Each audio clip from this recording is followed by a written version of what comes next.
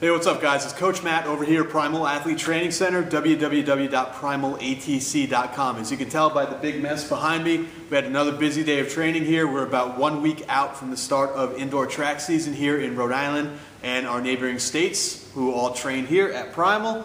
And basically what I wanted to do was answer a question. Things here are a little bit nuts, so we're going to take a quick second, answer a question from somebody on YouTube. I don't have the exact question, but they had asked, with the release of our in-season training guide, came out on Friday. A lot of people bought the book, a lot of people are checking it out. There are some questions. One person in particular asked if I had any real-world numbers, okay? If I had any type of, basis, so to speak, of, how far did people throw?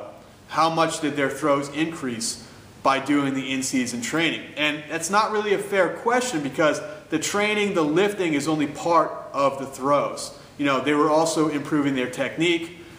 They were also improving their speed, doing running and sprinting and things like that at practice. They were also just physically growing better and bigger, because we work with high school athletes, like most of you do, high school athletes that are just physically getting bigger. They're growing up. So to say that, this training program added this many feet is not really fair. It would just be me kind of assuming. What I can do is take our 3 state champions that trained here at Primal last year. Aaron, who was the indoor shot put state champion. Tori was the indoor girls shot put state champion. And Katya, who was the outdoor girls shot put state champion and the outdoor girls discus state champion, also breaking the state record in the process of doing that. So to look back at Aaron, indoor season when he was state champ, went from like 49 feet 6 inches his first meet, I believe, or just over 50 feet his first meet, to throwing a PR of 55 feet 10 inches. Okay, when we tested him in the season, the first time we tested his max, which is week 4 in the in-season book, his bench press was 290 pounds. His squat was 550 pounds. He'd already been here for a while, so we had already gotten him very, very strong. His bench press at the end of the season, so after the state championship, we retested everybody again in preparation for the next season.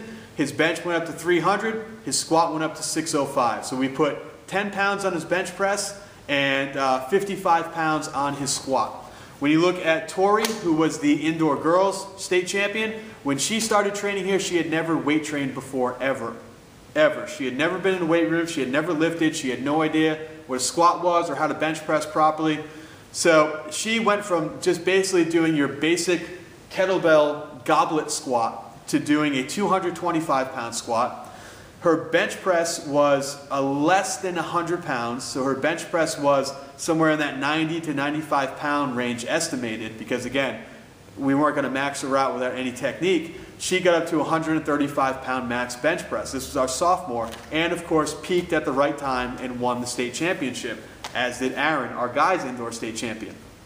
Our girls outdoor shot put and discus state champion and discus state record holder, again, peaking, throwing a PR at the state meet, missing the state record by just a few inches and setting about a 2-foot PR, and also breaking the state record in the discus with like 154, 155 foot discus throw. At the beginning, or when we retested in preparation for outdoor season, she had a 355 pound squat. Again, she had trained here for a while and was very strong, and she had a 195 pound bench press. Her squat went up to 385 pounds, so increased by 30 pounds. Her bench press went up to 205 pounds, again, increasing by 10 pounds. So the thing to keep in mind here, guys, this is in-season training. Most people during the season are just trying to maintain the strength that they built during the off-season. They're trying to maintain the speed, maintain the explosiveness, maintain the power production that they built during the off-season. With the in-season training program, we say, hey, why just maintain when you can actually build? So the in-season training program is meant to build your strength, to continuously increase your strength as the season goes on, while also increasing your explosiveness, increasing your power. It's all in the book. My athletes for the past 2 seasons have proven that.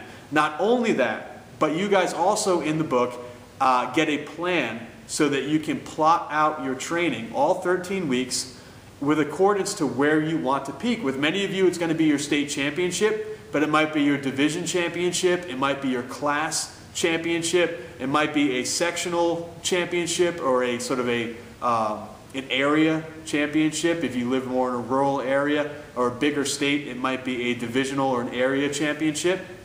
So you can pick the meet you want to peak for, work your way backwards throughout the 13-week program so that you peak for the right time of year. This is something that has always been sort of a secret in the industry, and I passed it along to you in this book.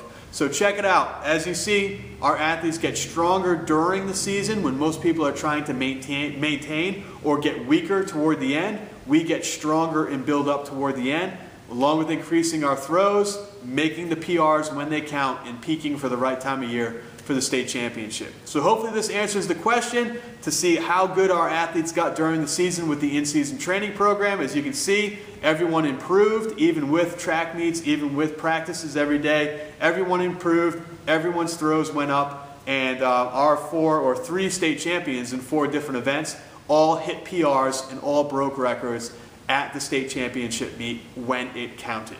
The book explains everything for you.